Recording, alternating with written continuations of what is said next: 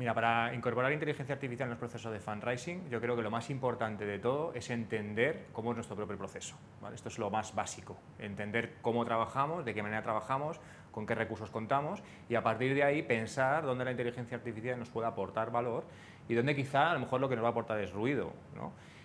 Una vez entendemos esto, es fácil empezar a identificar cuáles son los procesos que quizás son más repetitivos, cuáles son los procesos que no aportan realmente valor, cuáles no son de contacto directo con nuestros socios y socias o personas donantes y quizá la parte más administrativa, pensar dónde la inteligencia artificial puede descargarnos de esta parte menos cualificada, ¿no? Y poco a poco ir haciendo proyectos piloto, ir introduciendo inteligencia artificial, ir valorando y validando si esto está de verdad funcionando y de verdad está sirviéndonos para trabajar de una manera más eficiente, de una manera más humana y ir ampliando la forma en la que trabajamos, ¿no? O sea, básicamente entender nuestros procesos, empezar poco a poco y si todo funciona, ir ampliando.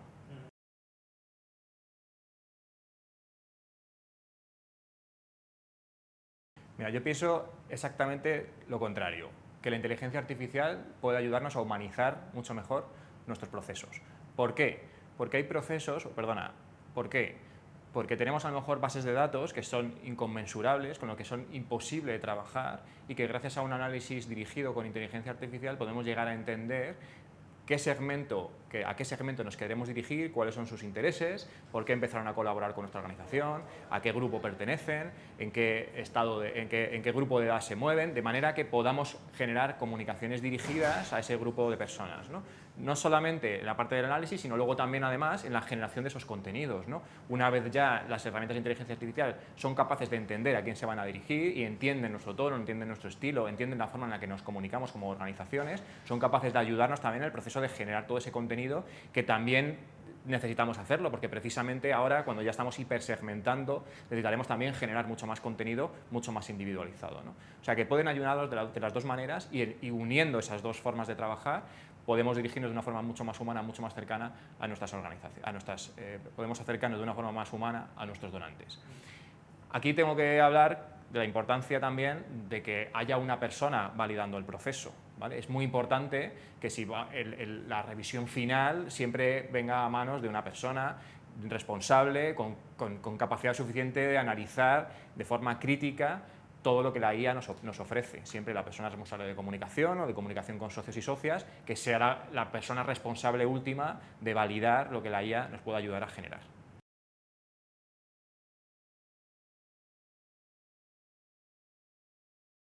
La integración de la IA vale para todo tipo de entidad, tanto grande como pequeña. Las grandes lo aplicarán de una forma quizá más masiva, de una forma más estratégica, con pequeños microprocesos, todos sustentados con inteligencia artificial, pero también tienen la problemática de que para ello pues, tienen que desarrollar quizá políticas de IA que tienen que tener en cuenta tocar muchos más palos o tocar muchos más departamentos, con lo cual quizá su adopción pueda incluso ser un poco más lenta.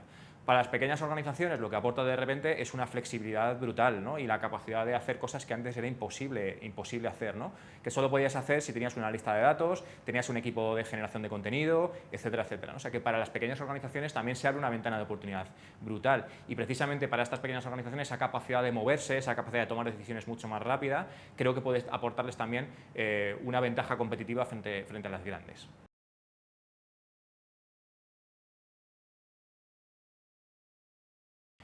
Si hablamos de errores, se me ocurren muchísimos casos, ¿vale? Lo primero es pensar que la IA va a hacernos absolutamente todo, ¿vale? Creo que eso es un error grave, pensar que la inteligencia artificial es como una especie de máquina mágica en la que le introducimos lo que queremos y nos va a dar un resultado y que se va a conectar incluso con nuestras mentes para entender cómo lo necesitamos y de qué manera y en qué formato, ¿no?